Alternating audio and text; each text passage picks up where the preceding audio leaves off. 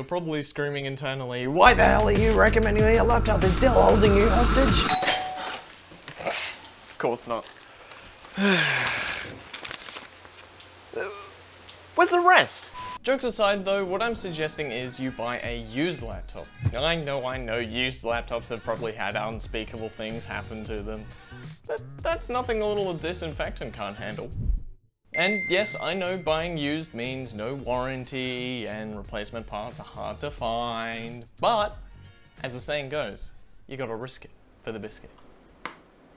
And so here we are with a laptop that costs just $750, which is the same price as a single RTX 2060 right now. And it doesn't really skimp on the specs either. Or so I thought. Now, I know what you're gonna say next, but Connor, it's a laptop. The performance is probably garbage compared to a desktop, and it's gonna set your house on fire. And unfortunately, I can't help but agree. In certain scenarios, that is. For VR gaming... Oh my god.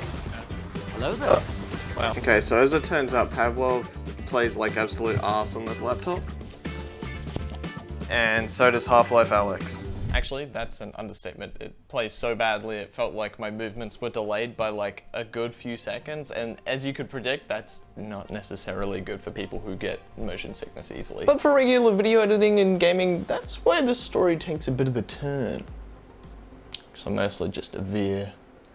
Yeah, it's more or less just a veer. For new games, it suffers pretty badly. This is running. Oh god, okay, so we're at like 30 FPS playing this, and that is, oh my gosh. But for oldies like CSGO and R6, this thing handles it.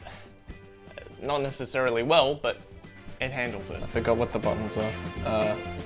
That is not the right button. We're sitting at 60 FPS. It's actually like a little map of Australia there. But like it's cursed because it's like a mirror image and then there's another Australia down there. As for video editing, that's where this thing shines. The video playback was smooth as butter even on a 4K timeline.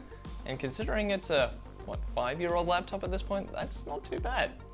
So why is it so bad at playing games?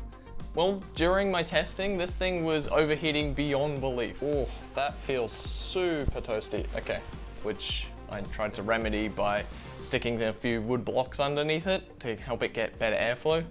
But that didn't really help, only shaving off 1 or 2 degrees. Which unfortunately still led to thermal throttling, causing the performance to pretty much tank in every game I played. Feels like we're probably overheating now. Okay, CPU temps are around 90. And then our graphics were sitting at about 90 degrees as well. Oh, that's chugging. Oh my gosh. CPU temps are still hitting in the 90-degree range. Wow. Even on CSGO.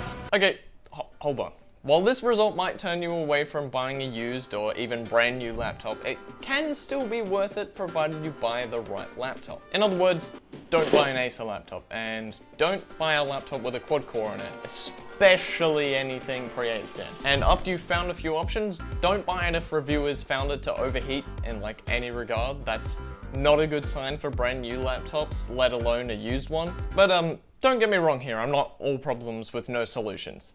Ideally, the laptop that you should be looking out for is something with a 6-core Ryzen or post-10th gen Intel CPU, and realistically any GPU that doesn't have an MX or GT in front of the name. For video editors like myself, just get something with about 6 gigs of VRAM if you're dealing with 4K timelines, or 4 gigs if you're dealing with anything lower.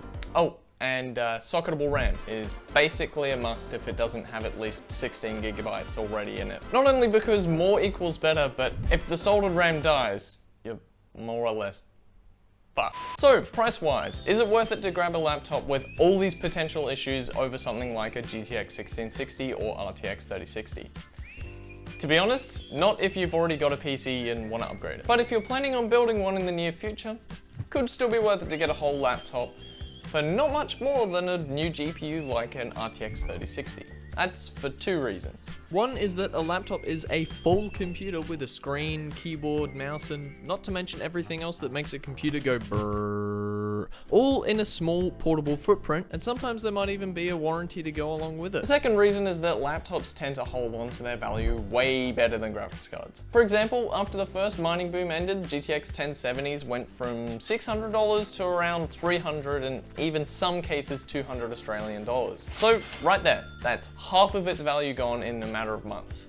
But with laptops, you could buy a $1,200 laptop today, and by the end of the mining boom, it might only lose $100 or $200 of its value on the used market, because their prices aren't hiked up by miners. And when you go to sell it, a new graphics card is probably going to be way less expensive, not to mention that by then there'll also probably be a new faster CPU out there for the same price as the one that you were originally going to buy. That is unless if people start mining on CPUs as well. Let's not think about that. So basically, a laptop can be a good stopgap solution until GPU prices come back down. And if you decide on buying a used laptop, here's why you should probably clean it. But if you do decide on building a brand new gaming PC in 2022, you should probably click here to find out why you probably shouldn't be using that stock cooler. What have I become?